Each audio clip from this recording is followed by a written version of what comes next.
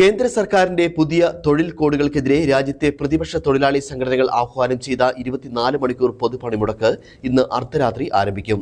രാത്രി 12 മണിക്ക് തുടങ്ങുന്ന പണിമുടക്ക് നാളെ അർദ്ധരാത്രി 12 മണി വരെയായിരിക്കും. ദേശീയ തലത്തിൽ INTUC പണിമുടക്കിന്റെ ഭാഗമാണ്. എന്നാൽ കേരളത്തിൽ സംയുക്ത പണിമുടക്കിൽ സംഘടന പങ്കാളിയല്ല. വിവിധ സർക്കാർ അധ്യാപക സംഘടനകളും പണിമുടക്കിൽ പങ്കെടുക്കുന്നുണ്ട്. സ്വകാര്യ ബസ് KSRTC ജീവനക്കാരുടെ പങ്കാളിത്തം മൂലം ഗതാഗതം പൂർണ്ണമായും സ്തംഭിക്കുവാനാണ് സാധ്യത. ഓട്ടോ ടാക്സി തൊഴിലാളികൾക്കും സമരത്തിൽ പങ്കുചേരും. ബാങ്കുകൾ, സർക്കാർ ഓഫീസുകൾ, വിദ്യാഭ്യാസ സ്ഥാപനങ്ങൾ, കടകമ്പോളങ്ങൾ എന്നിവയുടെ പ്രവർത്തനം പണിമുടക്കിനെ തുടർന്ന് തടസ്സപ്പെടും. IT മേഖല, ചെറുകിട വ്യവസായങ്ങൾ, സ്വകാര്യ മേഖല, തോട്ടം അധിഷ്ഠിത മേഖലകൾ, വൈദ്യുതി സേവനങ്ങൾ എന്നിവയും പണിമുടക്കിൽ ഉൾപ്പെടും. കർഷക സംഘടനകളും വിവിധ രാഷ്ട്രീയ പാർട്ടികളും സമരത്തിന് പിന്തുണ പ്രഖ്യാപിച്ചിട്ടുണ്ട്. അതേസമയം അവശ്യ സേവനങ്ങളെ പണിമുടക്കിൽ നിന്നും ഒഴിവാക്കിയിട്ടുണ്ട്.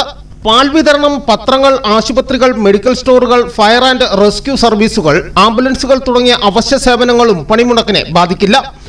സംയുക്ത കിസാൻ മോർച്ച പണിമുടക്കിന് പൂർണ്ണ പിന്തുണ പ്രഖ്യാപിച്ചിട്ടുണ്ട്. News bureau, Udumbanchola.